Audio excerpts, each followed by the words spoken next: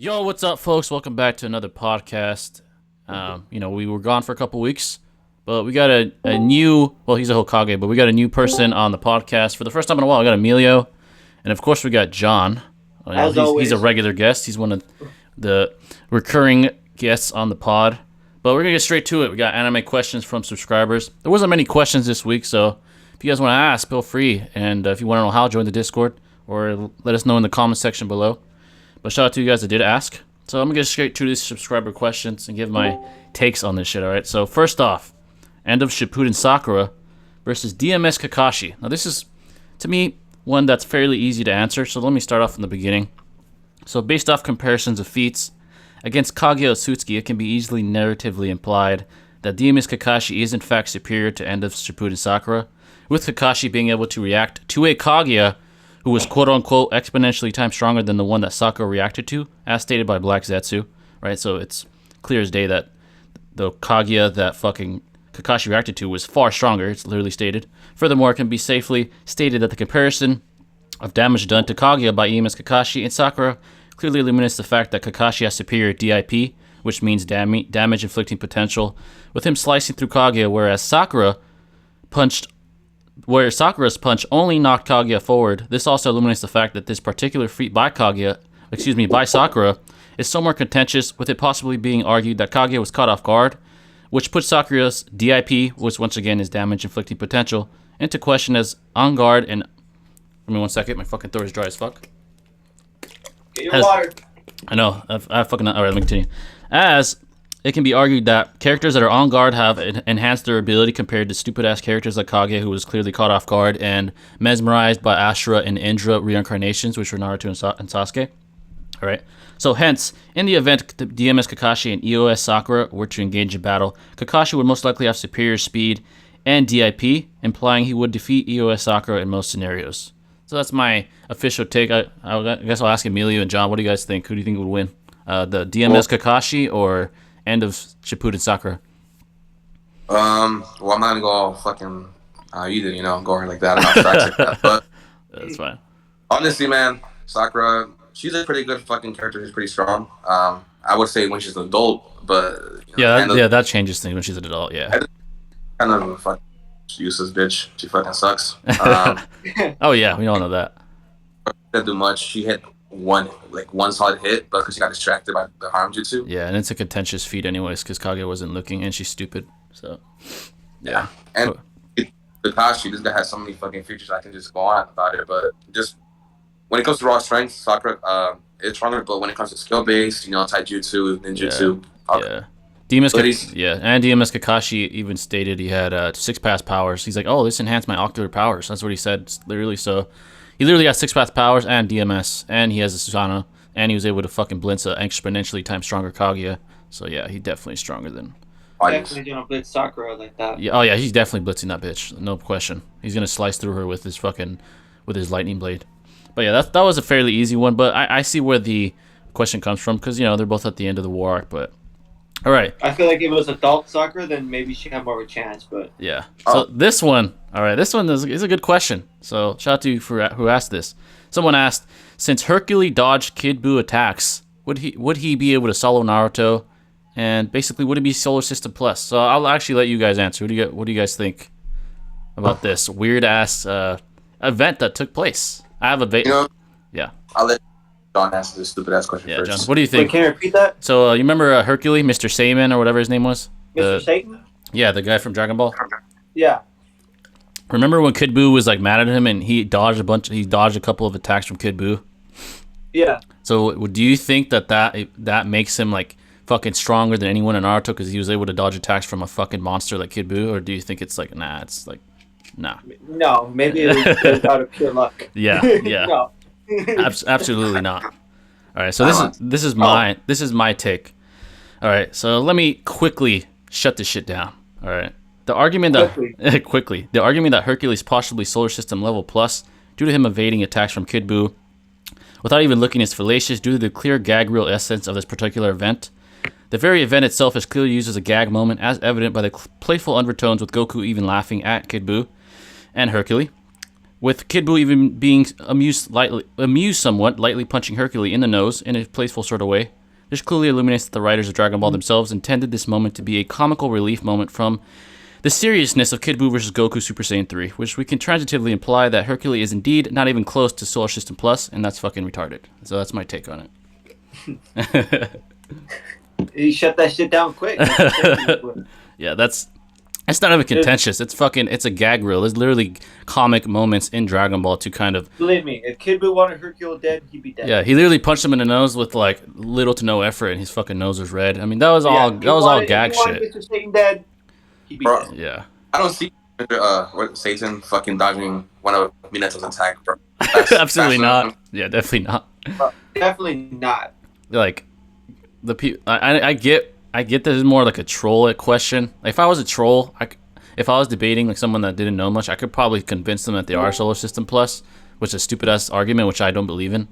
But yeah, that's not. Even I don't believe in that. I don't even believe in that. That's definitely not true. Yeah, that's a good question though. That's like a funny question, a good question. Shout out to you who asked that. I actually like that question. So no, he cannot solo Naruto. In fact, he'd get bodied by, I would argue, a decent shinobi. So not even an upper tier. All right. He didn't even fight Cell. What makes you think he's gonna last against Kid Buu? Yeah. And I know there's some crazy people out there that are super pedantic. Like, well, it happened. It happened in front of your eyes. So he's obviously omnipresent because he dodged without even looking. Because he did dodge without looking. He was like praying to Kid Buu not to kill him, and he was dodging at the same time. They're like, oh, he's omnipresent. I'm like, shut the fuck out of here, dude. That's a gag moment. All right. So this is... Yeah, fucking comedy. Here's another question. Shout out to you who asked this. He asked, how many tails is KCM1 equivalent to? So like 4 tails, cloak, 6 tails.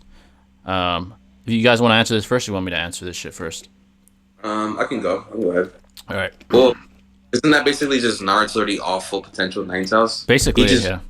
He's like new to it, so he can't have complete control of it. But that's the whole 9 tails right there. Power. He already has it controlled. He's basically just learning how to do it.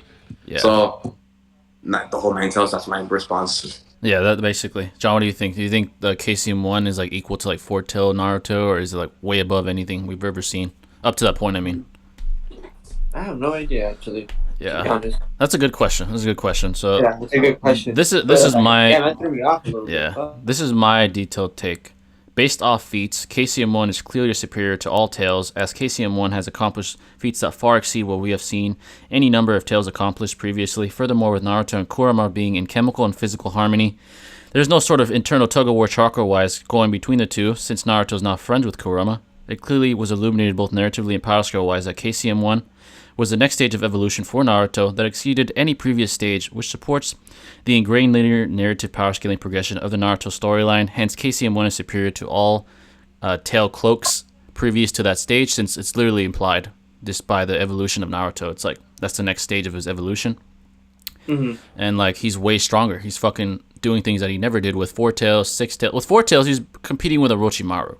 Just keep that in mind. And he couldn't control it either. Yeah, with the 8-tail cloak, he was able to overpower Pain to some extent, overpower his Shibaku Tensei. But once he reached KCM1, he was fucking competing with god tier shinobi. I mean, even pre-6 pass powers, when he had like KCM2, well, we're talking about KCM1 specifically, but he was doing things that any tail cloak would not do. That's as simple as that. It's clearly like implied by the writers themselves. So that basically answers that question, to be honest. Wasn't there a scene when he just unlocked it, and then what's his name? The shark guy? Oh, Kisame? Kisame, there we go. Yeah. He was hiding inside his sword. Oh yeah, the fucking what's the name of the fucking sword? The fucking I forgot, but yeah, I know what you're talking about. His old sword. Yeah. What? I thought I had the name in my head. Fucking forgot it. Samahara. There we go. Samahara. That's the name of the sword. Yeah. Is it Suihara? Samahara, some shit, yeah. Suihara. To the guy, like, Naruto's never been that fast until he unlocked KCM. Yeah, his speed was like fucking spectacular. Kisame's like, holy shit, he was fast. Like, even everyone that saw the debut of that fucking mode was like, oh shit. Like, they saw a new side of Naruto that's like the next stage of evolution. But yeah, that basically answers that question. I think that's my take is fair. But now, since there wasn't many questions, by the way, guys, ask more questions next time. We'll answer them if we know about them. We're going to go to our topics. So I recently reacted to a video. I'm sure many of you guys saw it. Killer Bee versus Itachi. So I guess I'll let you guys go first since I already kind of talked about it in the reaction video. What do you got? Who do you think would win, Killer Bee or Itachi? And let's talk not sick Itachi. Actually, let's do both. Let's do first sick Itachi. Who do you think would win between them? And who do you think would win between Killer Bee and like a prime Itachi? Who do you think would win? So start with sick one. Start with the sick one first. Who do you think would win, Killer Bee or sick Itachi? You want to go first, John, or want me to go? Or? You go ahead. You go first. So I gotta think of my answer here. I gotta think about it. Based, like, okay, well, based on what I seen when Killer Bee versus Sasuke, and he was he had already he was showing up, but he didn't have EMS. Yeah. Well, Genjutsu is out of the question. You know, he can just switch back with the 8 tails. That's gonna fucking really work on B. Tsukiyomi's pretty out of it. When it comes to combat and it comes to speed, I believe B has the upper hand because he is actually in control of his tailed beast. He's actually friends with him, and we saw him. Was it when he launched his 4th tail? Oh yeah, yeah. The fight? Uh-huh. He was fucking like he was too fast to the point where like Sasuke wasn't even react with his Sharingan alone. Yeah, his Sharingan wasn't able to keep up. He's like, oh shit. He's like looking everywhere, trying to keep up. Yeah. Yeah. So who do you think? Yes. Who do you think would win, Sick Itachi or Killer Bee? But it's Itachi, Yeah. Killer Bee for sure. I mean, I don't see Itachi kind of keeping up with B in that kind of state. If he's more healthy, that's a different question. It'll be more of a battle. But it's Sick Itachi's kind of that's hard. Yeah, I do agree. That's hard. Harder because he can keep up to KCM, I believe 2 or 1 Naruto. I think when he's reincarnating. Oh, when he's Edo, yeah. But at that point, he wasn't really sick though. I would say he was near his prime, like Edo. Yeah. When he's more in prime, that's a different case. Yeah. Because when it's sick, Killer Bee all the way, just on the little features you saw when he fought Sasuke. In his prime, he is more faster, more agile. He doesn't have that sickness holding him back. Yeah. And he has a Matsuratsu, but as you can see, Killer Bee can also get out of that as well. Yeah, the substitution. Yeah. He can use the 8 tails club to take it off, like how Naruto did, holding on to the Matsuratsu. Yeah, that's a good strategy. I think for both, if Killer Bee was facing both, like sick or prime, I think Killer Bee would win them both. Really? Both? Oh, wow. I think he'd win both. For me, just because like what Emilio said, he could break out of the Amaterasu with a substitution, and when he's at his 4 tails, he's already like fast. Yeah. I think it would be hard for Itachi to keep up with the Genjutsu to try to lock it on him. And plus, him and his Jinchuriki are connected. They're like friends, so they're always strategizing together in battle. All right, so this is my take. Let me start with Sick Itachi. This one's more contentious. He has stamina issues. His eyes are near blind. Right, when he's sick, yeah. Yeah. However, it's clearly implied when he was fighting Sasuke, he wasn't trying. First of all, he wasn't trying. He was trying to paint this narrative that Sasuke would be the hero and he was going to let himself lose. The only time I would say he got surprised was by Kirin, and he still was able to react to it, even sick as fuck. Barely. He barely reacted, but he reacted to Kirin. However, it's obvious that fucking Mangekyo Sharingan Sasuke is superior to the Sasuke that fought Itachi. It's contentious, man. If Itachi's sick, going all out, he might get bested by Killer Bee. Killer Bee has, the 8 tails. He's in perfect harmony with him. He's a perfect Jinchuriki. He could literally go 8-tail mode. He's literally a perfect Jinchuriki. Yeah, and it's insane. I would say because of his eyes, and because of Killer Bees and Gyuki's, which is the 8 tails, chemistry, they'd be able to, I think, outlast Itachi. If anything, let's say he is dangerous, they'd outlast him. He'd go blind, I think, eventually, or just collapse from sickness. So I think in most scenarios, Killer Bee would win just because he has the stamina on his side and all that. Now Prime Itachi is a different story. All right, so Edo Itachi, first of all, was able to keep up with KCM1 Naruto. You can argue if KCM1 was going all out. I mean, they were having a conversation while swapping hands, but I would argue he was trying to some extent, at least more so than not. His eyes are not going blind, so he can use Susanoo more and hold it more for a longer period of time. Amaterasu. His taijutsu is obviously very good. Literally swapping hands with KCM1 Naruto and Killer Bee, by the way, which is Edo, which is slightly weaker than Prime.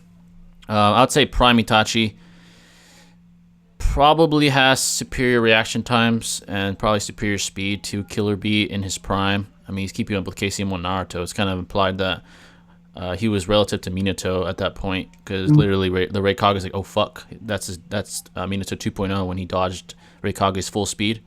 So I would say Itachi was relative to that. I don't know. You can argue how relative, if he's greater or slower, but he's definitely relative. Killer B, I would argue, is inferior to the Raikage speed-wise. Raikage always states he's the fastest shinobi on Earth, which implies he's faster than his own brother, which implies that Itachi is faster than Killer B. Could Killer B win? Yeah, I think he'd have a chance, but I think in most scenarios he'd lose. Also, Tsukuyomi is no proof that Jinchuriki can't get out of it. Itachi has stated that if you get caught in this, you're fucked. That doesn't necessarily prove 100% that Jinchurikis can't get out of it, but he did say that, and I trust Itachi's intelligence over almost any character that states something. I don't take statements as 100% concrete proof, but his is damn near close for most of the times, unless he's playing the undercover role, like when he said Jiraiya would beat him, which he wouldn't. A lot of people like to use that statement and revere that statement, like, oh, Jiraiya's stronger because Itachi said that. I'm like, no, he's undercover, buddy. But when he said that, I think he was serious. So I would argue it's possible that even with the Eight Tails, Killer B might not be able to get out of that genjutsu, and it's also stated that it's so fucking fast that it's a billionth of a second, which is a picosecond. So even if, let's say, the Eight Tails is aware, he might not physically be able to react in time due to it being so fucking fast. A picosecond is like, I mean, it's unimaginable how fast that is. So Gyuki might not even realize what the fuck happened, and Killer B's dead, and that's it. Like, that's how fast it would be with Tsukuyomi. So I would argue, yeah, Itachi, the burden of proof would be on the Killer B side, because the feats just don't point to him winning against a prime Itachi. But however, Sick Itachi, yeah, it's more contentious, and I tend to go towards Killer B. Even that one's contentious, so, but yeah. So prime Itachi wins. Against Seki Itachi, Killer B probably wins. But yeah, that's my take on that. That's a interesting topic, I guess. It's kind of debatable. But if you're talking prime, not really. I wish I would have got to see that fight in the series. That would have been fun. I would have been. Yeah. It would have definitely been a fight that would have lasted a few episodes. Yeah, that would have been sick. There's a lot of fights we wish could have seen. But this is a more power scaling question, because I recently reacted to a video by Seth, Can Naruto Destroy a Planet? So I guess I'll ask you guys, do you think the upper tier Naruto characters now, like in Boruto, do you think that they're planet level plus, that they could destroy a planet, or even more than that? What do you guys think? Like the upper tier characters, not like the regular shinobi, but like Naruto, Sasuke adult, Momoshiki, like guys like that. Do you think they could fucking at least destroy a planet? I think they would wreak havoc on it, but I wouldn't think they would like destroy it. Yeah, like an entire planet? Yeah. Yeah, I would. Okay, maybe the size of a moon, yes, but the whole planet, no, based off the movie, The Last. Yeah, when he sliced the planet, Tsunade. Yeah. Okay, we saw Sasuke easily destroy a meteor. You know, it wasn't like easily, yeah. But it wasn't the moon, yeah. That's true. What's the the descendant of Hagoromo?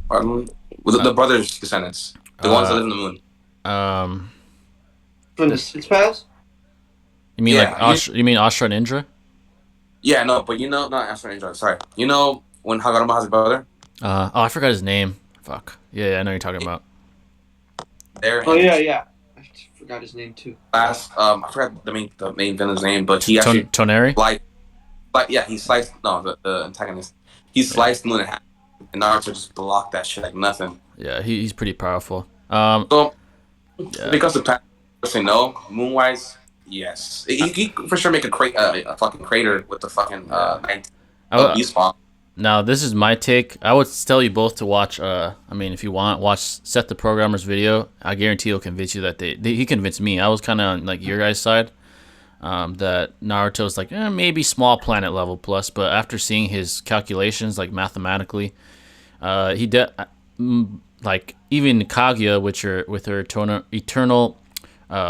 eternal power, she was able to do things that were relative to, if not a large planet, even a solar system. Like basically Kaguya, when she used the eternal Truseeking orb attack, she was doing things that like was threatening, I think, either a large planet all the way up to a star, all the way up to a solar system. And Seth basically proved it to me. I didn't really believe it. I was like, it sounds like bullshit, but he proved it pretty well, even with mathematical concepts. I was like, wow.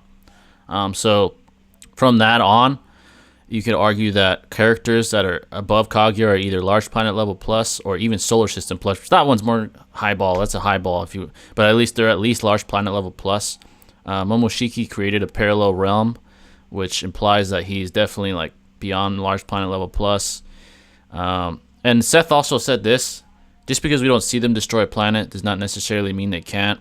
You got to kind of take what they can do and kind of imply what they would do if they went all out, if they wanted to. Like, it's even implied, right? When Naruto was saving the world from Momoshiki, like, blowing it up, Sasuke was like, yeah, he could easily destroy this if he wanted to, but he doesn't want to destroy everything, which implies if he were to go all out, he might destroy the whole fucking Earth. I think there's enough power scaling wise and feat wise from upper tier characters to imply that. And yeah, it's basically, I was convinced because I was kind of on the same boat. I was like, nah, they're small planet level plus max. There's no way. Like, the moon doesn't really prove it. That proves that they're small planet level plus. But the Kaguya feat, Momoshiki's feat, Naruto and Sasuke against Ishiki, all that, I think it kind of implies that they're at least large planet level plus. But again, this doesn't mean that they compete with Dragon Ball characters. Obviously, Dragon Ball characters are universal. Yeah. Yeah. But Seth convinced me, man. He convinced me pretty well.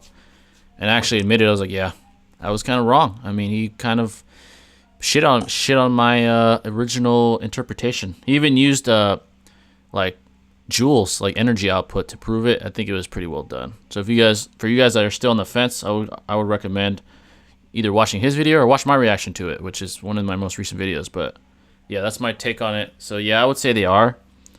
But yeah, that's an interesting topic though. But next up, this is our opinion. Who do you guys think? I guess I ask you guys because most people know my opinion. Who do you guys think are the strongest Akatsuki members? Like top 5 or whatever. You can give top 3. The top 5 Akatsuki? Yeah. Okay, it's kind of hard. Well, for sure. I'll go with Itachi, Pain, Kisame. Yeah.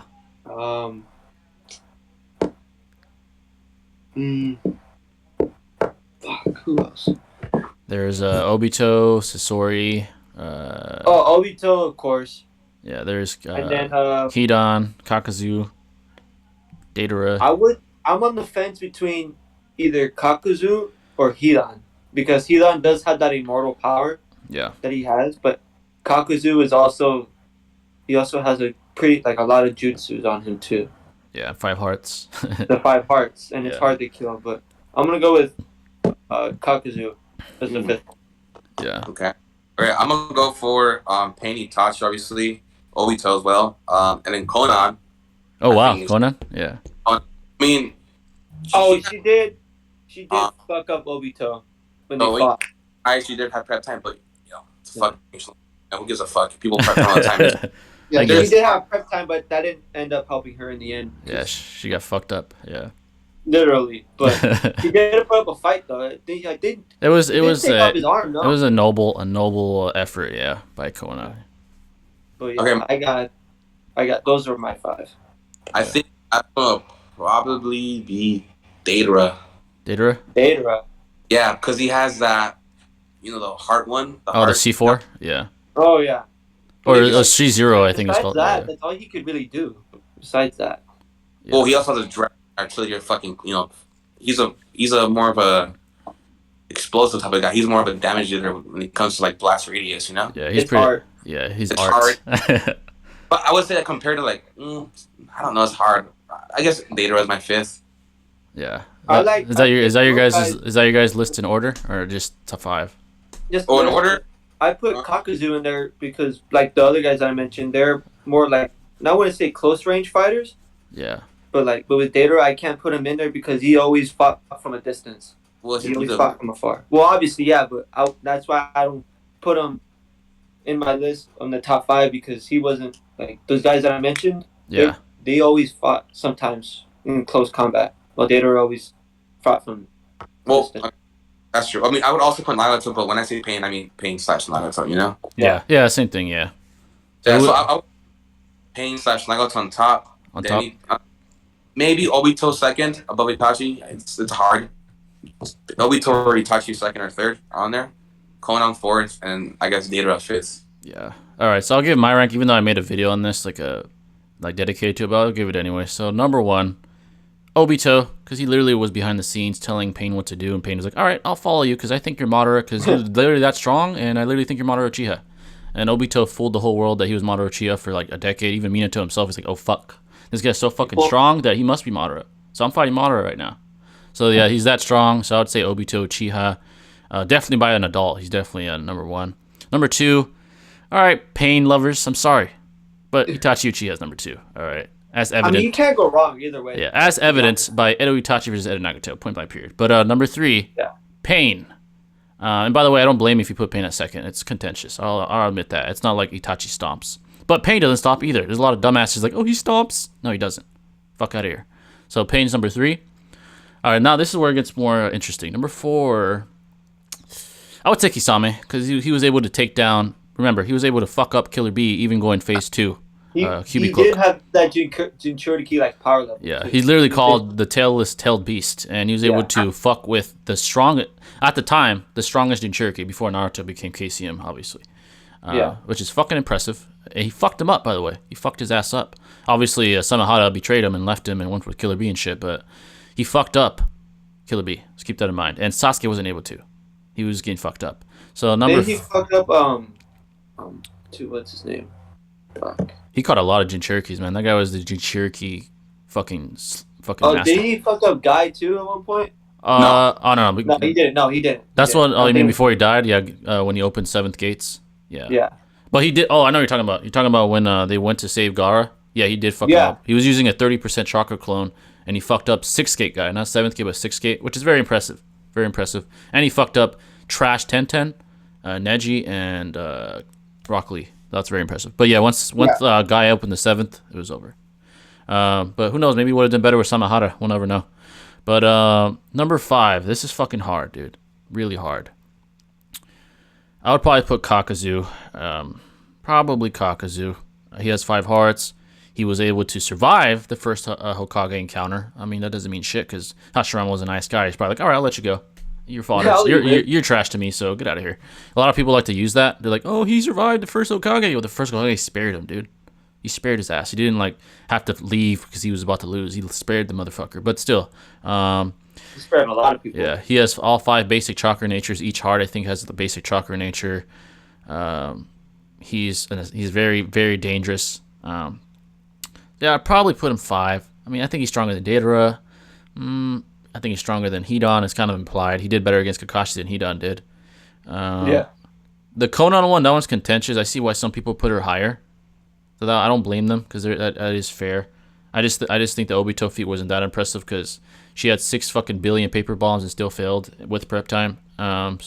But she still, I still get it. Who else is up there? Everyone else, I don't think. Sasori, all of them, they don't compete with Kakazu in my opinion.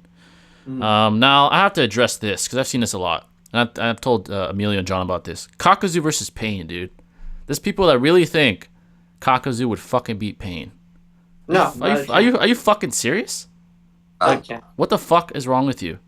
We get it. We get it. Kakazu like the 5 hearts and all that stuff. They like to, literally no chance. Yeah. Like, okay, didn't he like go against Pain at first? But then he's like, nah, I'll be trash and I'll give you money for it if you do catch the jerker from me, right? It's like he's literally doing what Pain says because he's his bitch, bro. How the fuck is he stronger than him? Get the fuck out of here. Kakazu's about the money, though. I respect that. I respect that. He is about the money. But there's these debates I've seen where people use these ridiculous, oversimplistic wanks of Kakazu's ability just to make him seem like he's something he's not. Like his raw durability. I'm like, get the fuck out of here, dude. He lost to Kakashi, motherfucker, and Kakashi got fucking slapped by Pain. Well, admittedly, he did all right. He did all right. But, yeah, it's clear. It's fucking clear as day, dude. How the fuck are you going to debate that? That's like me debating fucking Neji beats fucking Madara. Like, get the fuck out of here, dude. It's not close. It's fucking stupid as fuck. Like, I don't know what the fuck you're thinking. These, like, bullshit calculations that people come up with, which is headcanon, is just fucking ridiculous. It's fucking oversimplistic recruit-level anime thinking. It's fucking stupid. I'm sorry. Kakazu never beats Pain. Never. Fuck out of here, dude. He couldn't even beat Kakashi. Fuck out of here. Like we said in the debate last time, Jimmy, if Pain uses Shibaku Tensei, that's it. Yeah, Kakazu would be fucked. His fucking little shitty basic nature, chakra nature, fucking blast wouldn't do shit to Chibaku Tensei. Get the fuck out of here, bro. Fuck out of here. That's fucking retarded. I'm sorry. And if anyone wants to debate that, actually, I won't say that because then people are going to be challenging me, so fuck out of here. But, yeah, that's fucking stupid as shit. I'm sorry. I just seen that a lot. And there's even a debate that I see with SWAT Kage. I know you guys fuck with SWAT Kage where he debated someone on that. I might react to that soon. It's like 2 hours long, but I might dissect the stupidity in his opponent. But we'll see. Next up, this is a good one. I think you, John, and Amelia, you both like this one. What if Nappa and Raditz returned to Dragon Ball? What if they came back? Like somehow the writers put him back in the story, like Nappa and Raditz somehow came back. They would get their shit pushed in. What do you think? They would get their ass kicked. Yeah. Do you think that would make sense? And how powerful do you think they should be? Should they be as weak as they were when they died? I honestly think it wouldn't make sense to bring them back at this point. Yeah. Just because Goku's gotten a lot stronger, Vegeta's gotten a lot stronger. Yeah. To the point where they're gods, and like the power level back then, it was like they were high. Trash. But, it's trash now. But compare that to now, it's ridiculously garbage. So I don't see no point in them bringing him back. Yeah. Okay. I would think Nappa straight dead. Okay. Yeah, he's fucking. But look, he's dead. He's dead. Yeah. Depends what time of DB he comes back. But don't forget he's also Saiyan. He could become Super Saiyan 1, 2, 3. He be a chief god. That'd be cool. That'd be cool. It depends. You know how he gets brought up to the anime or to the manga. But Raditz could be a fun involvement. You know, he gets Super Saiyan God. I mean, look, if they're gonna bring them back, then as gods, fucking bring back Cell too while you're at it. Oh shit! Okay. Bring back everybody, dude. Bring back Cell. That's my guy. That'd be clean. That'd be dope if he came back. Yeah, but Cell won't achieve god level powers. Raditz he still has that power. If you bring back Cell, if you think about it, if you bring back Cell, if he has a chance to swallow. Or like what's oh that? god, like, imagine that. Tail on one of the gods, like he catches a god off guard. It's over.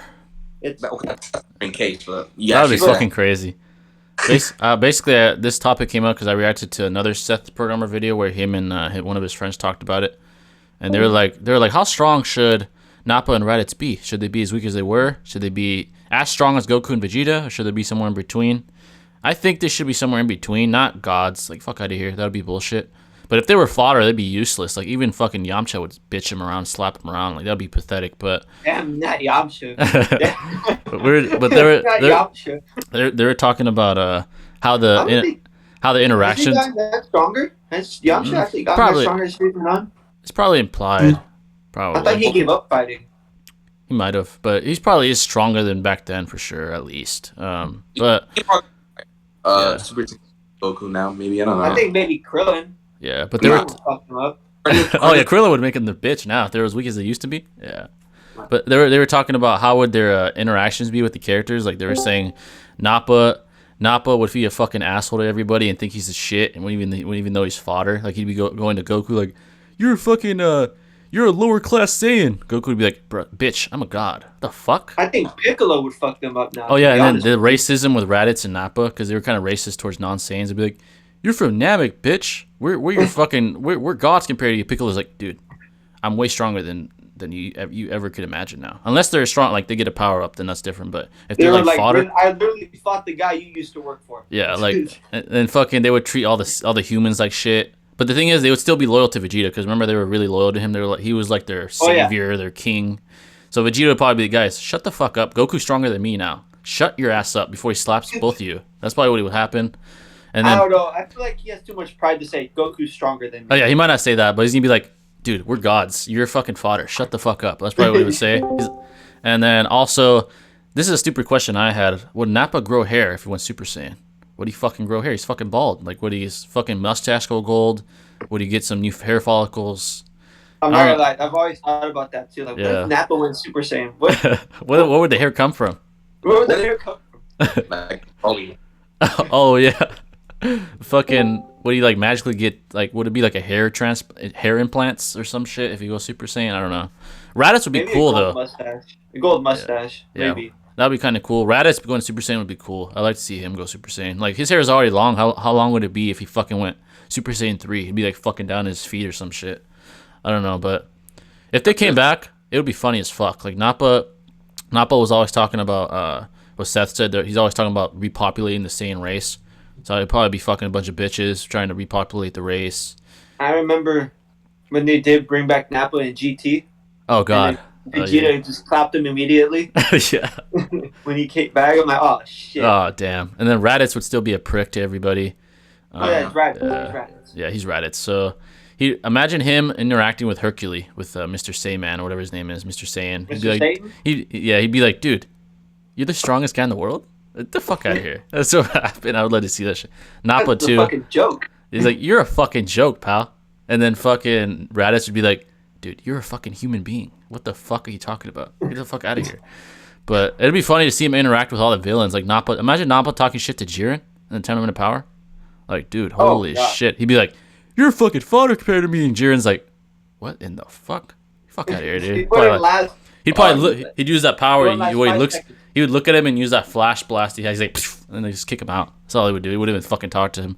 Raditz. Last 5 seconds. Yeah, it wouldn't last 5 seconds. Or imagine them talking shit to the Universe 6 Saiyans, to the other Saiyans, Kefla and Kaba. Imagine them talking shit to the little kid saying Kaba. They would talk so much shit to him, bro. They'd be like, he's like, dude, you're a fucking kid. You're a bitch. They'd be calling him a bitch and shit, and then he goes Super Saiyan and beats their ass. That'd be funny, too. Like, it'd be fucking... I would like it, but I guess, yeah, it wouldn't make sense if they just popped out of nowhere. But it would be funny as fuck, though. I don't know what would happen, but... It was so cool seeing a different universe of Saiyans because sick. Universe 6, like, they were skinny. Yeah, Like, but they're powerful as shit. You look at the other Saiyans, like, Universe 7, that's where, like, the main ones. Yeah, they're all like, yoked. Buff as fuck. Yeah, they're all But you rooted look up. at the other ones, they're all skinny. I'm like, oh shit, what the fuck? And then we get that bullshit with Khalifa, like, buffing up like Broly. Like, get the fuck out of here. But, I mean, yeah, it'll be really interesting to see all that shit. But, yeah, that was a cool topic. But next up, I started watching Bleach, so my first thoughts on Bleach, it's getting better. I'm in the infancy stages of Bleach. I definitely want to get into the power scaling. I'm still in the infancy stages. They're barely doing things that are like small building plus, like they're destroying houses and shit. Obviously, I know they get way stronger later on. All right, but right now I'm in the infancy stages. I like the idea, you know, the hollows and the soul reapers and all that shit. Ichigo seems like a cool guy. He has a good personality. I like that one guy, the big guy named Chad. I know where they get that from now, because the big ass dude named Chad, he's like, you're a Chad. That's what they get it from, because that big ass dude is like so nice to everybody, yet he can't like take damage and shit like a Chad. That's pretty lit. But yeah, I fuck with Bleach. I'm definitely gonna watch it all. I know it's like 300 something episodes, and I know they're restarting it. They're doing like a comeback, right, or some shit, I think. For the anime, I've been waiting shit for. I don't read the manga. I'm the anime kind of guy. Yeah. And dude, it's way better. Like, it's such a watch, bro. That's what I heard, that it definitely gets better, and it already is getting better. I'm a few episodes in, it's getting better.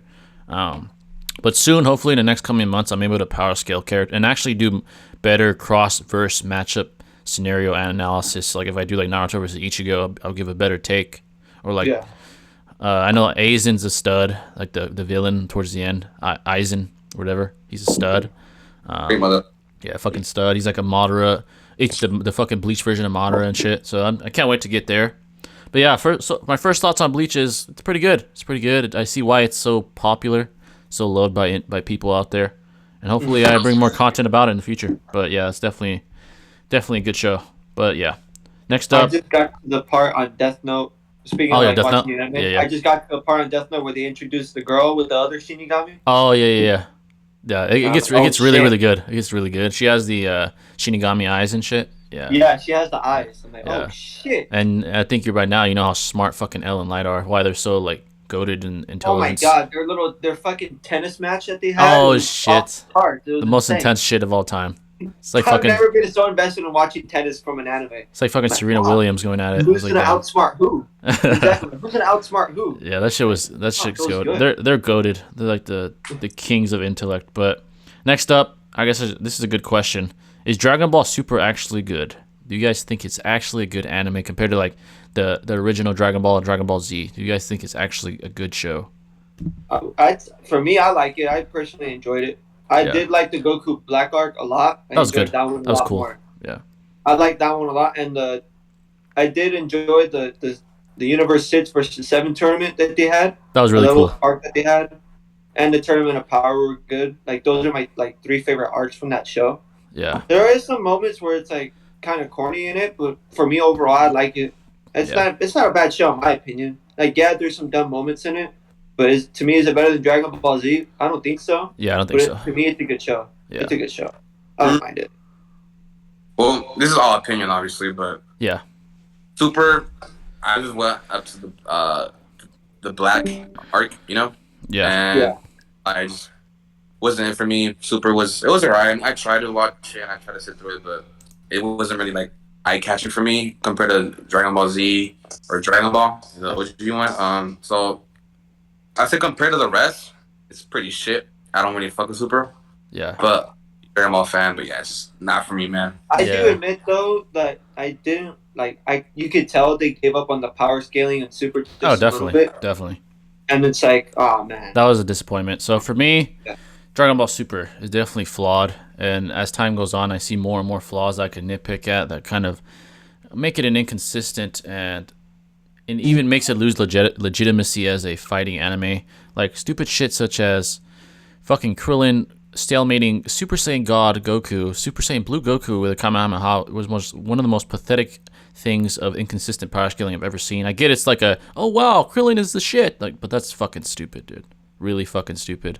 There's just things you can nitpick, things that don't make sense. Plot inconsistency, like with the Goku Black arc, with the timelines with Zamasu, Goku Black, and all that shit. That should have been better taken care of by the writer's part. The Tournament of Power, having too many characters. The fucking sudden boost in power by characters we barely fucking know, like Khalifa and shit like that. It's just not as well done as Dragon Ball Z. Dragon Ball Z has its inconsistencies too, obviously, but not as bad as Dragon Ball Super. The storytelling is not as good. I don't take it as serious. I mean, the Jiren shit is cool. Goku Black arc was cool. You know, there's some good moments aesthetically speaking, but story-wise, it's not on the same level as Dragon Ball Z. Yeah. One of the good story plots though is about Hit though. Hit was sick. Him, but Hit, you know about Hit a lot. He's one of the better characters for sure. Yeah. I would say it's not good. It's not complete shit. It's not complete shit. But compared to Dragon Ball Z, it is bad. It's all right. If I'm better like than being GT though, that's for sure. Oh yeah, fuck GT. Yeah. It's better than GT, that's for sure. He was just useless. I don't think, bro. Yeah. So that's my thoughts on that. But yeah, it's just loss of legitimacy due to inconsistent power scaling and poor writing. Basically, is what it is. But yeah, guys, that's our thoughts on that. If you guys were wondering. But next up, for the people that are debate fans, so as far as next debates, definitely want to keep the debates going. Thanks to you guys for the debate support on the last one. Did pretty well. You guys seem to enjoy it with the 3 debates in one. I wish we were all there for that one, but it was still some good night of debates. There's even some conflict at the end. But me and Emilio talked about maybe doing Pain versus the Red Kage. That would be a good one. Maybe. We'll see if we can get that shit up. Ooh. Yeah. We might debate that. We'll let you guys know. That's a possibility. What else? We're still trying to brainstorm some more debates, but I actually have kind of an announcement. I guess only people that watch this will know. But I'm working on a video, and it's going to take some while. I'm scripting it.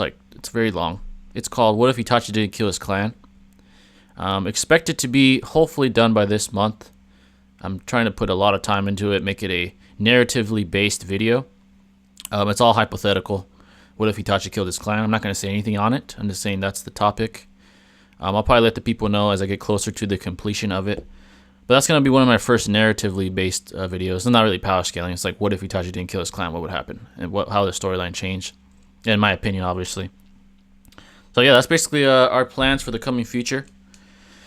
And for you guys that like to debate, join the Discord. There's a lot of people that have been joining, so shout out to you guys for that. The links are in every video I have. As far as people that want to debate me, I went in a rant, but I'll say you got to rank up, dude. That's all I have to say. Rank up or pay me. Pay one of us. If you want to be one of us, pay us $20. You got a shot. If you want a free shot, you're going to have to pay for it. Venmo, Cash App in the description. Yeah, I'm not going to go on a rant again. But I'm just saying that because people have asked me recently. But yeah, including some dumbasses. You know who you are. But yeah, guys, that's our anime shit. Let me see if there's any questions before I wrap. If there's any new questions we could answer. I think there was one. What was about anime real quick. Attack on Titan Part 2 comes out 39 days. Oh shit! Attack on Titan is one of the story wise. It's goated for sure. I fucking love that. Me and Emilio been telling y'all, man. Dude, Best well-written story on fucking anime history. It's definitely one of the best Not I've ever anime seen. history. Maybe that's a little too far, but it's one of the best well-written stories Definitely. I've ever fucking seen in my life. Arguably the best. Arguably. Possibly. That fucking writer's on cocaine, dude. I swear. There's no way it can be that fucking crazy every episode. Yeah, somehow they just every episode is just something new, something like that pops. It's fucking amazing. I don't know what to say. It's just Bro, it's like there's no filler either. It's one of the rare animes that every episode matters. Every episode's like the shit. Attack on Titan's goated for sure. But I guess the last thing I saw a good top question pop up: Sage Naruto Pain Arc versus Tsunade War Arc. Who do you guys think would win that? Sage Naruto. This is the one that has the Sage mode, right? Yeah, the one that fought Pain Sage mode versus the Tsunade that fought Madara. Like when she like cracked his Susanoo or whatever. Who do you think would win? She did get cut in half in that arc. Yeah, she got fucked. But she was healing herself too. Yeah. Basically, the hard part would be Sage mode taking Tsunade out. Sage mode Naruto taking Tsunade out because she's so durable. But I would argue it's just implied. If Naruto does that trick that he does with the with the shadow clones to keep the Sage mode, if that's what it was, right? To keep the Sage mode going, then I feel like he had a chance. Yeah, I don't think her speed is like relative to even that version of Sage mode Naruto.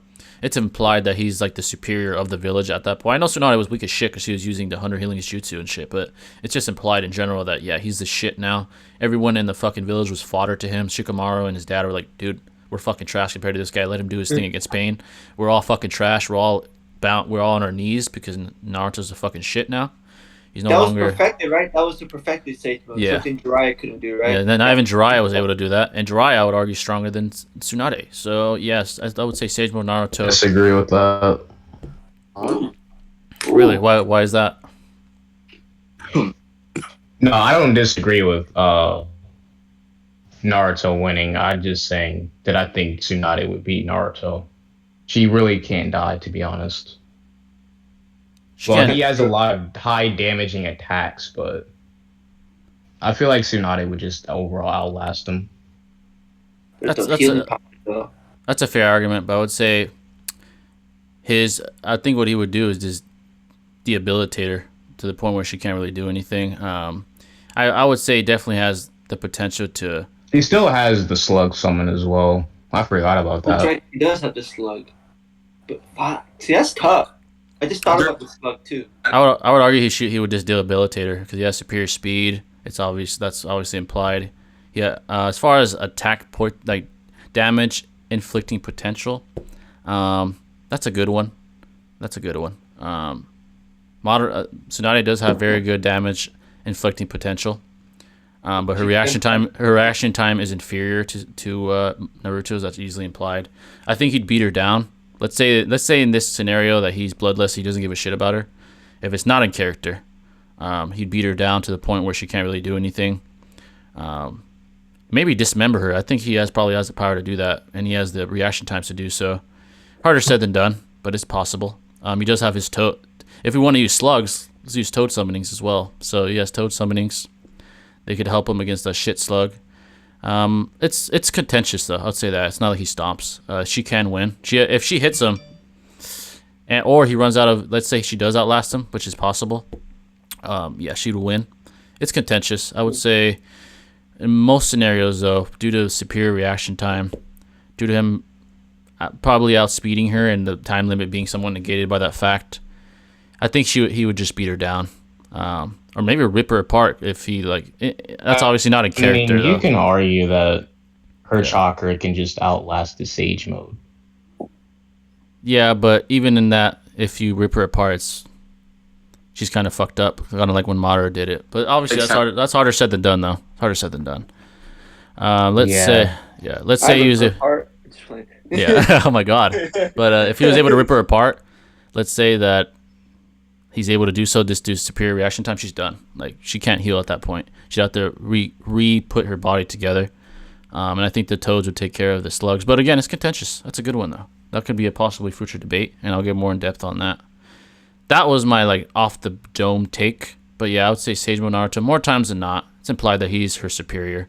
It's literally implied by the writers themselves. As soon as he masters it, he's the king of the fucking Leaf Village. But it's contentious though, for sure.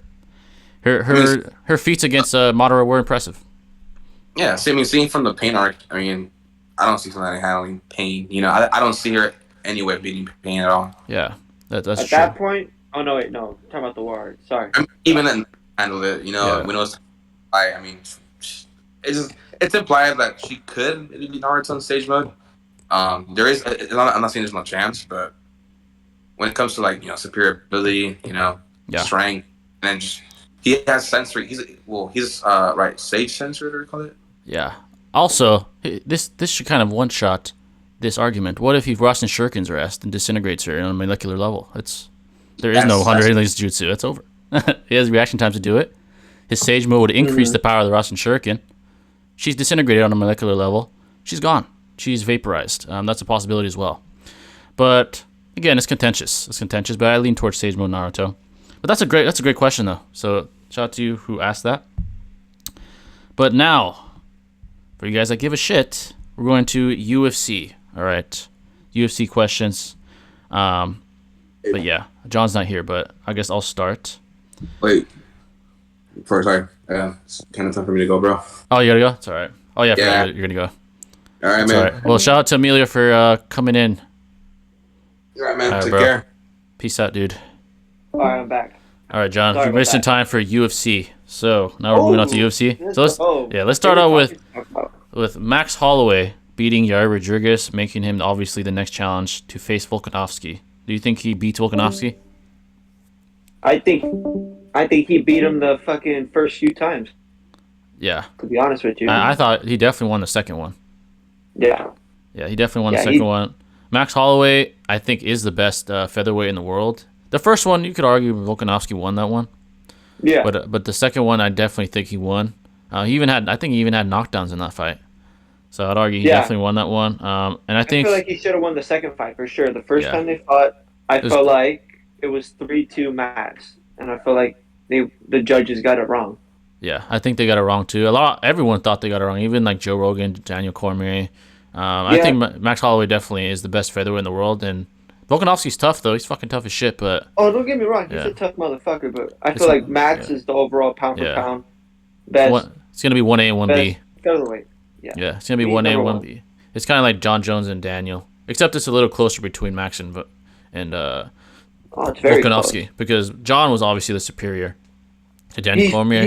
Volkanovski obviously showed it against Ortega when they fought. Yeah, he beat him down. Not get out of the submission. Yeah, that was impressive. He didn't tap out like I thought he was going to. And that's literally his thing. I mean, that's literally Ortega's thing, but somehow he still got out, which is fucking... Yeah, he had that shit on tight. Yeah, so I would say Max Holloway is the best striker in the UFC. Volkanovski, I would say, is right there, but I'd say Max Holloway is a little better just based off his performances.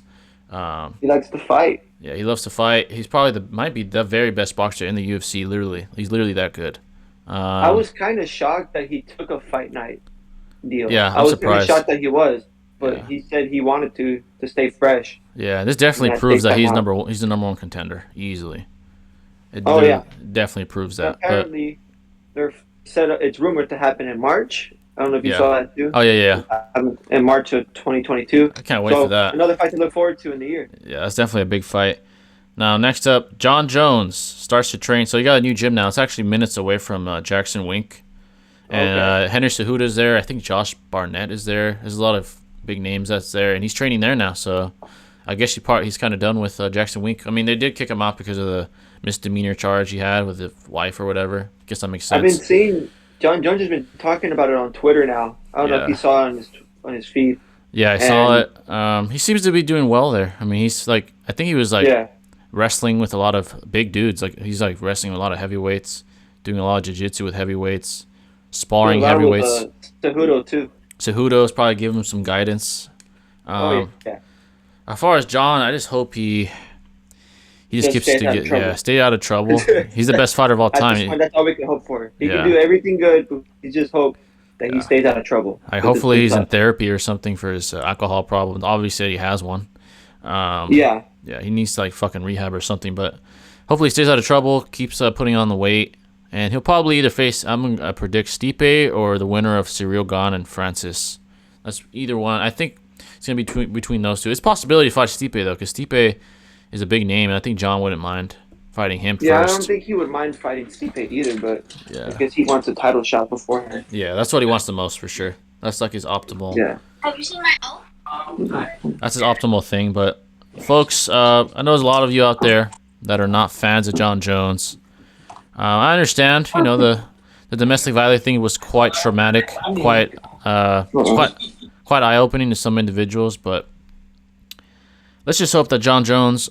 I give him the benefit of the doubt. I get it. It looked really bad with his daughter, literally telling the hotel staff in the hotel they were at to call the police. That's pretty bad. That's not a good look. But I'm kind of hoping that he didn't hit his wife. Maybe he did something he shouldn't have. I'm not even trying to justify what he did. It's fucked up. All the things he did were bad. Him talking shit to the police, him banging his head on the police car. It's all bad. It looks terrible. John Jones has lost a lot of fans, a lot of a lot of people that supported him. I tend to give him the benefit of the doubt. It's getting harder and harder. I'll admit it. It is. Yeah, it's getting harder and harder. If I'll say this, if his wife would have admitted it, I might have been done with John Jones. I might have been like, all right, dude. So what did she say about it? She said that he never hit her. So that's the only reason why I'm still on the train. But if she would have said, yeah, he beat me up, I'm like, okay, dude, I'm sorry, I'm not a fan anymore. But she didn't say that. Yeah. She said that, yeah, it was. People are like, oh, she's being coerced by him. I'm like, well, we don't know that, and we live in a world of innocence or proven guilty. That's the world we live in. So he's still innocent. She didn't say that he beat her ass. He probably did something he shouldn't have. I'm not justifying anything. He fucked up again. But if she would have said that, though, I would have been done with John Jones. I'm like, all right, dude, it's over. I'm not a fan anymore. But yeah, I'm still kind of a fan. It's harder to be a fan now than it used to be, but still a fan of John Jones. Harder to defend him. Yeah. He's still the greatest fighter of all time. I mean, that's a fact. But nothing's gonna ever stop that for sure. Yeah, someone would have to go on like a decade run of dominance to dethrone him. Khabib would have had to win like another 5-6 years in a row without losing. Yeah. But it is what it is. Speaking of Khabib, yeah. What do you think of his recent comments that you've been seeing? Oh, about Gaethje and shit. Yeah. I think he's definitely biased. Islam has not earned that shot. Yeah, Gaethje is obviously the number one contender. Well, that's Dustin right now, but after him, he's obviously the number one contender at the lightweight division. Islam, he's making his way. I mean, he has to beat a couple names like Gaethje has. Beat Chandler, beat fucking the other big names, Oliveira or Dustin. Like, well, Oliveira's champ, but beat like top 5, a couple of the top 5, then you can talk. Khabib can't be saying that shit because he hasn't done that yet. It's disingenuous of him to say. Yeah. I get it. Islam's a monster, but he has a way to go before he can say shit like that. I heard Islam hasn't really beaten anybody either. Yeah, I heard Islam I think he might fight Chandler. I think that's what I heard. I might have heard that, or was it someone like that? Someone that's big, like a top 5. I can't remember. I think it was the number 4 ranked fighter. What's his name? Oh, Dariush. There you go. Dariush. Yeah. That's if he can beat him. If he can beat him and one more other guy, I'm like, all right, maybe Gaethje and him have to scrap it out. But I think Gaethje is going to get the immediate shot after Poirier and Oliveira. I think that's what's going to happen. They're going to be fucking over Gaethje if they make him fight someone else. He already deserves it now, in my opinion. Dariush has a tough thing on his hands because Islam is very good, but Dariush is a very good striker. Very good. Very good. Let's see how Islam responds to that. The Hooker fight, I think that's the last guy he beat. Yeah, it was. Hooker, I'm not taking anything away from Islam, but Hooker was fighting a lot, man. He's fighting a lot. He's been going through a lot. And he beat him down. He took Hooker out. I give him all the credit in the world, but I wouldn't say that was the optimal Hooker. I would argue, yeah, he's been through a lot of shit. Like, he was stuck, I believe, in Abu Dhabi for a long time. He's been through a lot of shit. I think so, yeah. I think because of the COVID shit or something. I don't know. It was a while ago, but he's been through a lot of shit, and he's been fighting a lot. He's been taking fights short notice, I think, if I'm not mistaken. But, yeah, I still give Islam the win. Hooker's one of the best, top 10 for sure. But, yeah, Islam does not deserve it over Justin. He has a couple fights to go before I say that. Yeah, I totally agree. So yeah, Islam is pulled up from those comments. So I'm like, Khabib, come back if you're that mad about it. Come back and fight. That's exactly. But you know what I'm saying, he's been doing a lot of talking now that he's retired. Like, I get people asking, but it's like, damn. Yeah, He that's disrespected Aldo. yeah, that's disrespectful. He basically disrespected Justin, Yeah, saying that he shouldn't be a contender. that's But definitely it's not like true. Definitely not true. Justin earned that back, to be Yeah, honest. I'm like Khabib, you're not fighting anymore, dude. Your time is up. You decided to do that. You chose to leave. So it's like He decided to walk away. yeah, that would be like That's fucking on him. that'd be like GSP talking shit about Usman. Like, dude, you're not fighting anymore. Right when these fighters are starting to get better too, in Yeah, my like opinion. Like Justin, right when Khabib left, was getting a lot better. yeah. Well, probably he was at his peak already. He's still at his peak right now. Yeah, I think this is like the best versions of Dustin we've ever seen. Like the one against Connor. I'm sure the one against Oliveira is gonna be like, oh, shit. It's gonna be a good fight. That one's very That soon. one, Very December that one's 11th. gonna be tough. That's a tough fight for Dustin. I think he's the best lightweight in the world though. Oliveira's gonna be tough. He's a very good striker. I don't think he's as good a striker as Dustin though. I think Dustin might be the best boxer. Him and Justin, I believe, are the best boxers in the division. His jiu-jitsu is better than Chandler's, I would argue. Is his wrestling better? I don't know than Chandler's, but there wasn't really any. There was some wrestling in the Chandler Oliveira fight, but I would argue Dustin's probably the best well-rounded fighter in the lightweight division. So yeah, well-rounded. Charles Oliveira, though, he is a dangerous fighter. Oh, he's really dangerous. But I don't think he's gonna be holding on to that belt. No.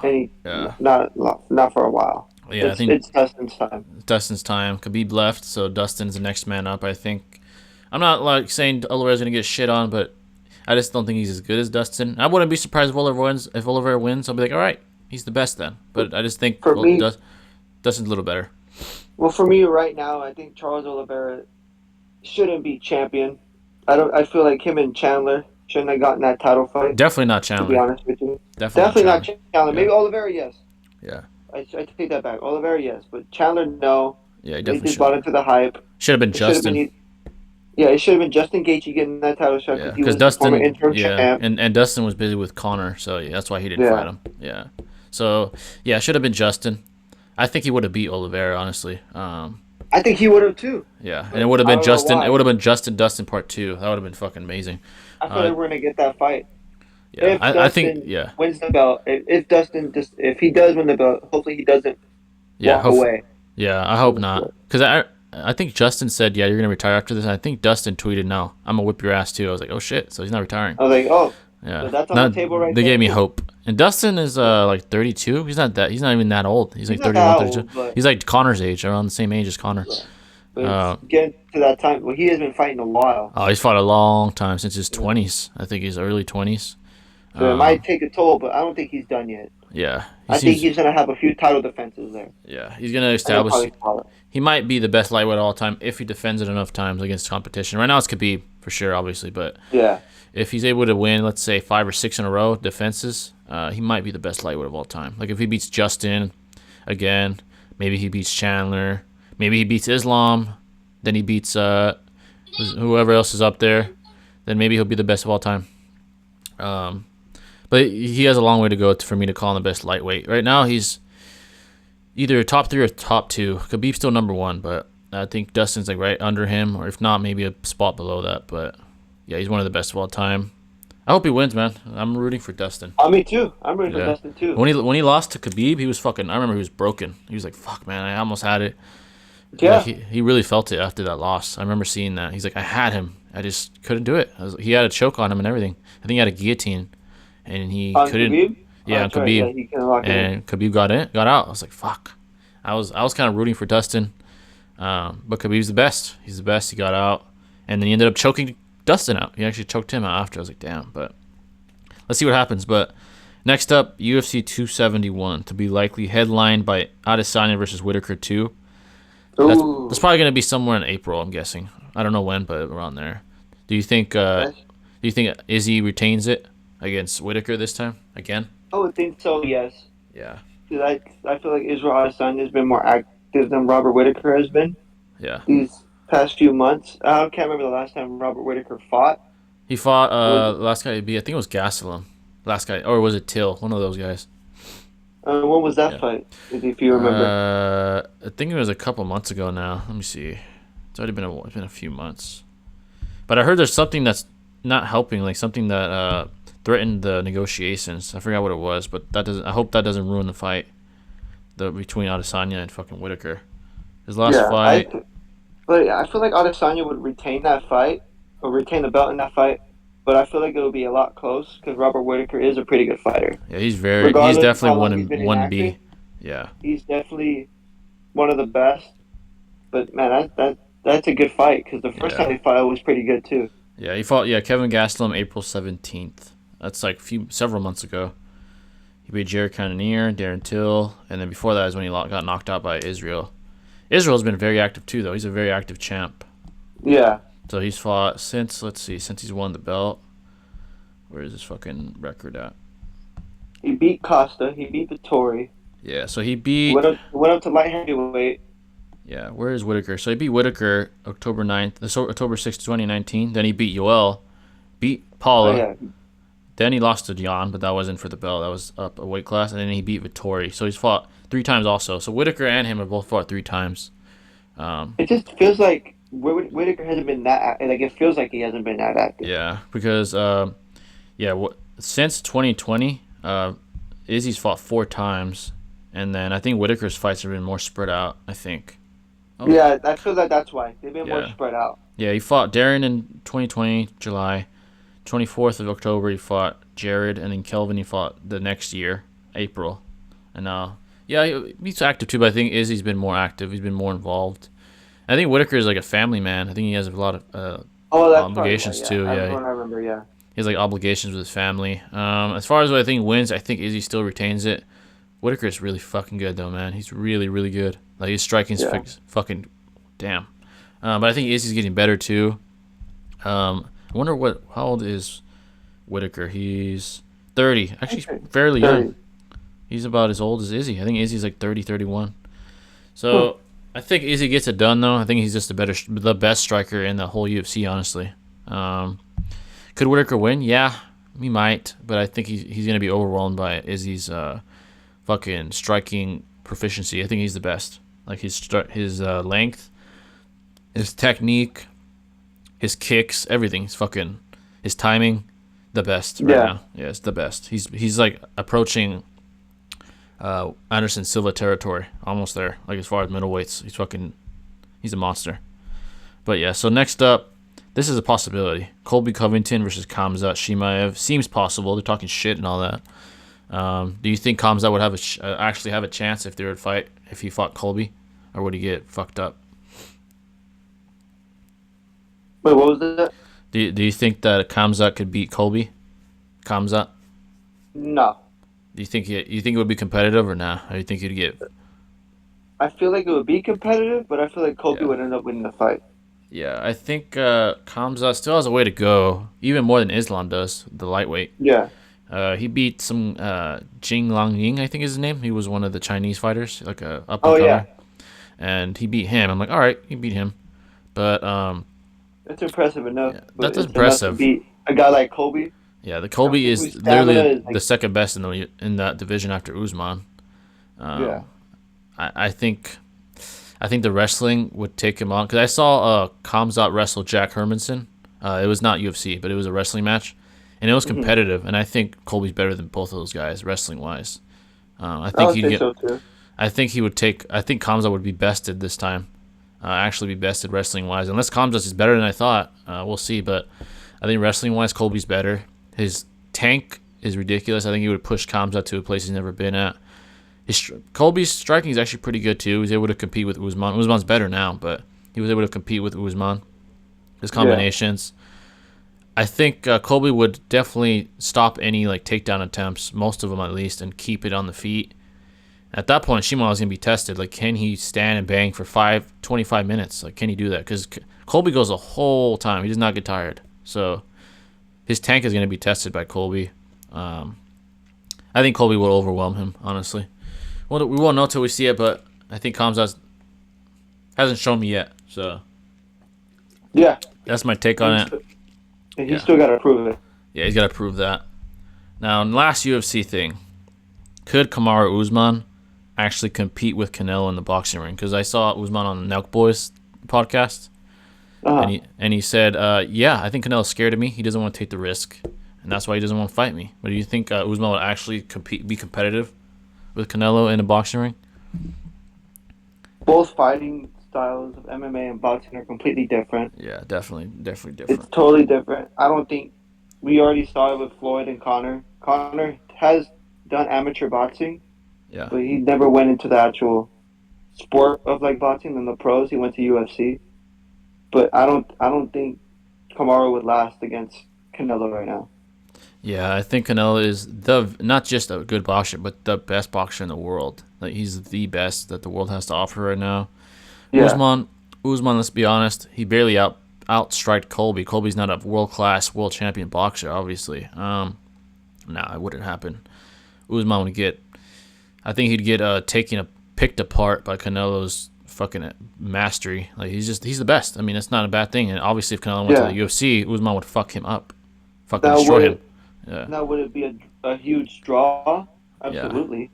Yeah. But it wouldn't be as big as a draw as Floyd and Connor. Oh, no, it wouldn't. Connor's the biggest name in the sport. Floyd was like the biggest, arguably still the biggest name in the sport. Even though he's not even fucking boxing anymore. But, Usman obviously is not on the level. I mean, none of these MMA fighters are, and vice versa. None of the boxers would do shit in the UFC to get their asses fucking choked out, knocked out with knees, kicks. It doesn't work. I mean, it's fun in theory thinking about it, but it's not gonna work. It's not gonna work. So it wouldn't work. Kamaru would just get schooled. Yeah. So that's the UFC, folks. If you have any UFC questions, let us know in the comments. But next up, boxing. So there's a few things that happen in the boxing world. I'll just let you guys know if you don't know. So Sean Porter fought Terrence Crawford, and he lost. I saw that. Yeah, he lost via stoppage, and retires. So what do you think about Sean Porter retiring? Do you think it was time? It's pretty shocking to hear about that he did, but yeah, it's his dad actually like talked shit about why he lost. He's like, yeah, he wasn't preparing. He said that publicly on the interview. He's like, he wasn't prepared. Obviously, I'm not surprised. I was like, dude, don't do that, man. That's fucked up. But Sean Porter did all right, but Terrence showed that he's arguably pound for pound number one. Him and Canelo and Tyson Fury are all like competing for number one. He beat Porter down, and I think he cut him really bad, and I think that's why the dad stopped it. I guess that makes sense. But it almost seemed like the dad was rooting for fucking Crawford more than his own son. He's like, yeah, I knew it was gonna happen. I'm like, what the fuck? Aren't you his coach, his then why dad? Why you gonna take the fight in the first place? Yeah, if you knew that was gonna be the result. I think that was not good behavior by his father. He was like fanboying for Crawford. The fight was somewhat competitive. It was pretty competitive, but yeah, Crawford got the best of him, overwhelmed him with body shots and very good combination. So yeah, Terrence Crawford's the best. I want to see him versus Errol Spence. That has to happen hopefully before they retire. That's gonna be something. But yeah, I'd like to see that. Yeah, Errol Spence is a monster. Thank God he never fought Pacquiao, because imagine what he would have done to him. He lost to that other guy. Imagine what Errol would have done. Pacquiao's just old now, but Pacquiao's one of the greatest of all time for sure. But next up, this was shocking as well. Well, this is not shocking, but I mean the other one wasn't shocking. But Teofimo Lopez, the champ, he was like almost undisputed at lightweight. He lost to George Kambosos via split decision. Lopez was like the shit, and he lost to George Kambosos via split decision. It was very close. I saw the pictures of that fight. It looks like Lopez got fucked up. Yeah, Lopez had a pretty bad cut above his eyebrow. Kambosos was I knew he was good, but I didn't know he was that good. He's very, very explosive. I knew that. Very quick. He like beat Teofimo to the punch a lot of the times.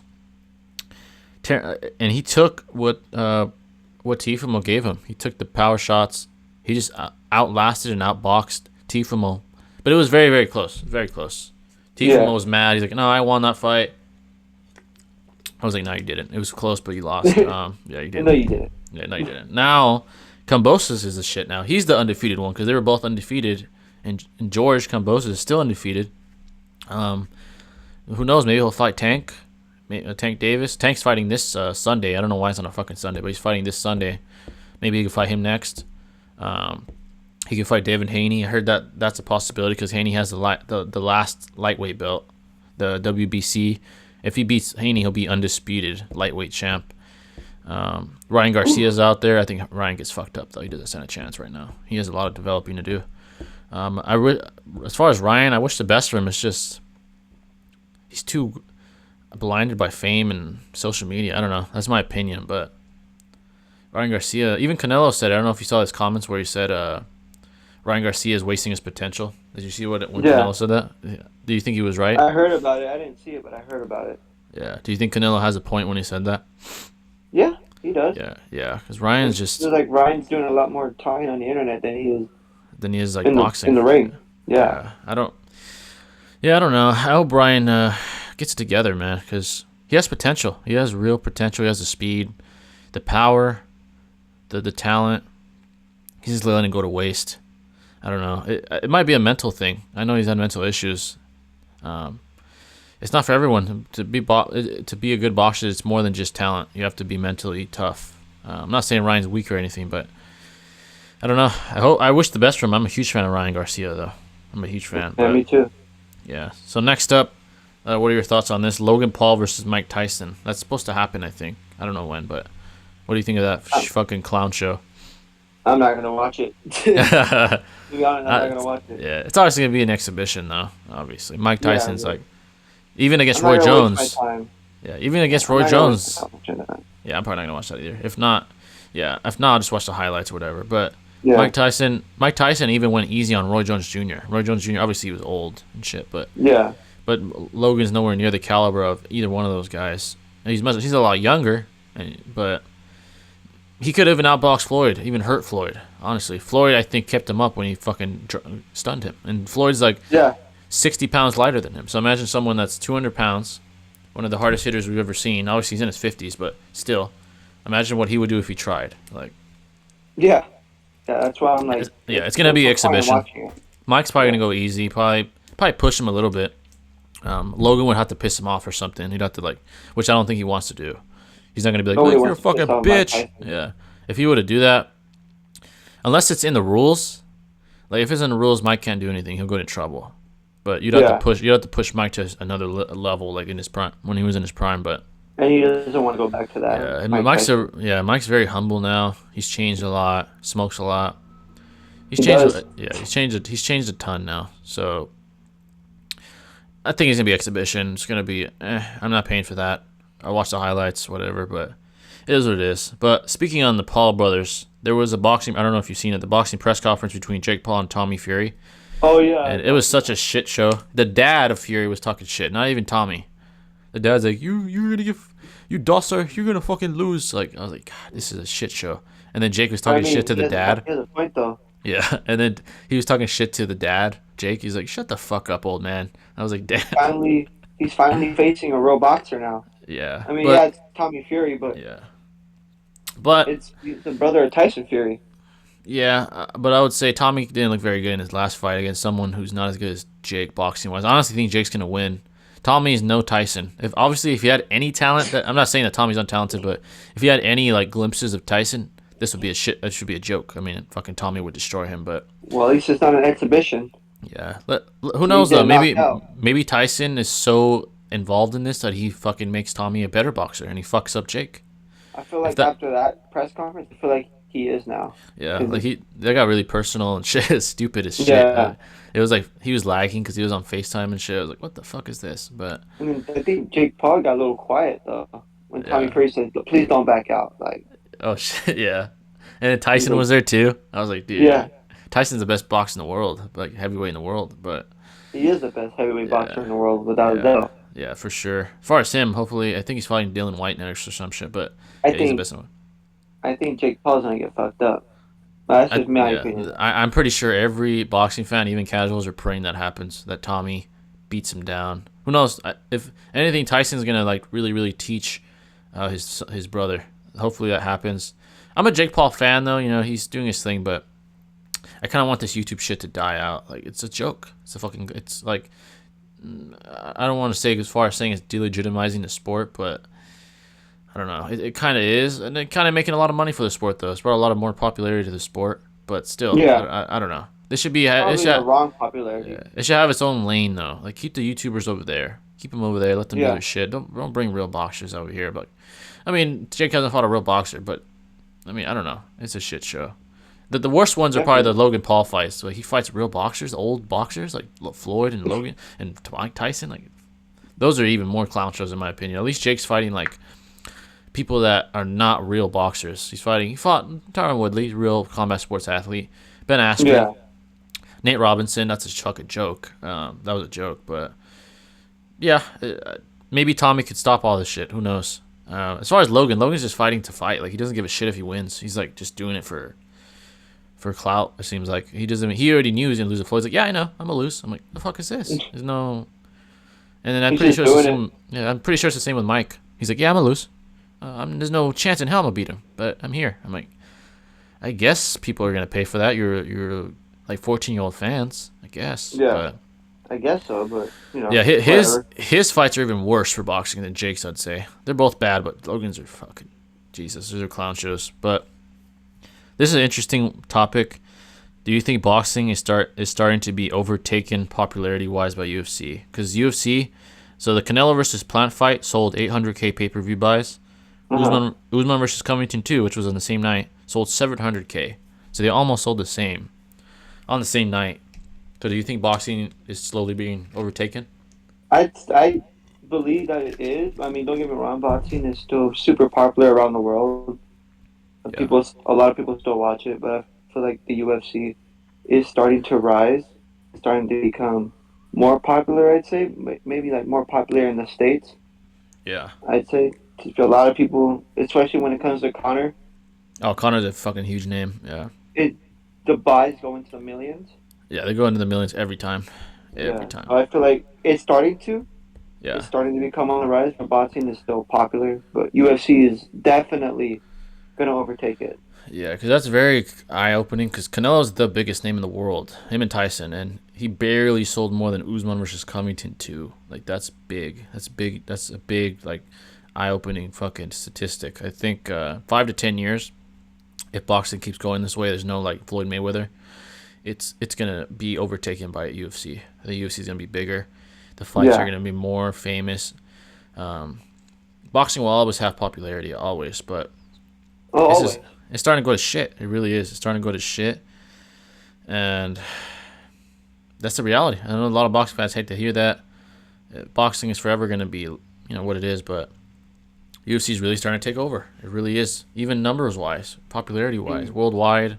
You got people like Conor, Adesanya, Brandon Moreno. These fucking gigantic names that are taking over the goddamn world. And boxing doesn't have many big names right now. They have Crawford, right? They have Canelo, Spence, Fury, and Tank. Maybe that's it. Lomachenko. He's not as big as them, but yeah, he's a name. Pacquiao's gone. That was like their biggest name. One of their biggest names gone. Floyd left years ago. Retired. Like, Floyd was the shit. He was the cash cow. He had boxing on the top of the world, especially like in the Pacquiao fight when he fought Pacquiao. That was, I think it still hasn't been beaten. Maybe Conor versus Floyd beat it, but I think Conor and Floyd did break that. I think. And Floyd has put on the biggest pay-per-views in the world ever of all time. So has Conor. So those two guys are like unicorns. But that's the reality. Is it's starting to be taken over. But for you combat sports fans, it doesn't matter, because at the end of the day, combat sports is on the rise. So it is what it is. But last couple of things here. These are current events. I just put these here for people that want to hear more talk about current events. But I guess this is a question for both of us. Do you think the U.S. and the modern world will ever be the same after COVID? So like 5 years from now, do you think the world will be the way it was before COVID, or never again? I'd say it'll probably go back to normal, but things are going to be a lot different now. Yeah, I think I don't think anything's gonna stay the same. I think it's gonna have. We talked about it long, like bunch of podcasts ago, but I said it's gonna have like the 9/11 effect, where things change, like immigration law, like the borders, everything, like foreign policy changed after 9/11 because it was such a drastic event. I think COVID is on the same along those lines. I think things are never gonna be the same. I think foreign policy is going to change again because the fear of a pandemic happening again, because we just don't know where, when, from where, what country. I think as years go on, we'll get closer to what it used to be, but it'll never be the same. The COVID scare is worldwide. This is like, it's going to forever be in world history. That just happened. Yeah. And for sure, yeah. It's going to be written in the history books. It's going to be like the fucking, well, not as bad, but like the bubonic plague and shit like that. Like, not as like drastic, not as far as deaths are concerned, at least like proportionally speaking, but it's forever going to be in the history books. 100 years from now, people are going to be like, wow, that was fucking big. Like the whole U.S. economy shut down. Worldwide economies were shutting down temporarily. The death toll wasn't that bad. I think years from now they're gonna see that. They're gonna be like, all right, it's about it's like a bad flu. It's a bad flu. Is basically what it is. And as far as like the vaccine mandates and all that, I wonder how that's gonna be in 5 to 10 years. Will that still be a thing? Will that die out due to herd immunity, or will it never die out? Because I feel like it's gonna be like a flu shot kind of thing, like a year. You get your yearly flu shot. Oh, it's time for your COVID shot. Like I feel like it's gonna be like that. Yeah, it's in my opinion. Yeah, even now. Because I feel like it's gonna be like the flu. Like COVID is never gonna go away. It's never ever gonna go away. Like we're just gonna have to deal with it like how we deal with the flu. You know what I mean? Yeah, and I just think the scare that it put worldwide, specifically in the U.S., like you have people that want to make everyone take it. I'm not gonna get into whether that's good or bad, but I don't know. It was scary though when it happened. Oh yeah. Scary because it was new. It was scary, like the whole world. Then I come to realize, like, oh, it's not like it could kill you. Like the flu could kill you too. Yeah. But it's like, oh. It's just like a stronger flu, basically. Yeah. But I just hope the world goes back to somewhat normal in the next couple years. I feel like it is right now, though. I think like slowly, but slowly but surely. Yeah, and due to political differences, there's parts of the country that are exactly the same as parts of the country that are still fucking kind of restricted. I think more. And that's the crazy thing with this.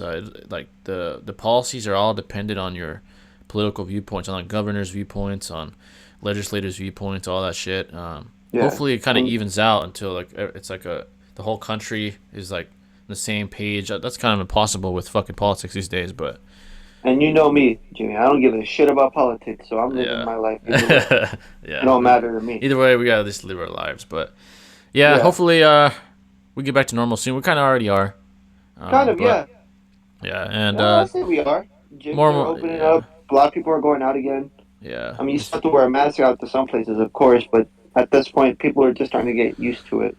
Well, so we'll see what happens, but it's interesting to think about. But last topic of the podcast, this is just like a philosophical question, but do you think we talked about this a long time ago, but I brought it up again. Do you think there's a supernatural world we can't see? Like, do you think there's... Yes. It can be anything, like angels, demons, or whatever you think, but do you think there's like a... Like, I'm not really like a religious person, as you know. Yeah. Like, I do believe in it, but I really do believe that there's a supernatural world out there, like demons, angels, all that stuff. Like, heaven, hell, I believe that it exists. Yeah. We just have to be dead to see it. Or not.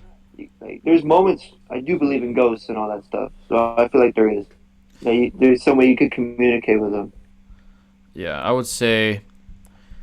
I think the world is the way it is. It's, in my opinion, it's almost disingenuous to believe that there's nothing beyond the eye, what the eye can see. I just think like emotions and all that shit are somehow intertwined and connected. In another way, we just can understand. Like, it's not scientifically, like it's not, science can't explain what emotions and all that is, like subconscious, like what is the energy that powers a human body beyond just physical and chemical. Like even on the physics standpoint, like I'm pretty sure scientists don't know what makes up even the smallest units of life. Like what makes up atoms, what makes up subatomic particles. Like I don't think they even know. I think they're getting closer and closer, but what is life? Like even like the best scientists in the world, I think, are still asking themselves, where does life come from? There's always a Big Bang thing. There's a religious thing. But to me, in my opinion, a supernatural world probably does exist around us. It works hand in hand with our tangible reality. It really is like almost, to me, it's like, how could you not believe there's something else? I don't know. You don't have to believe like religiously, something religious.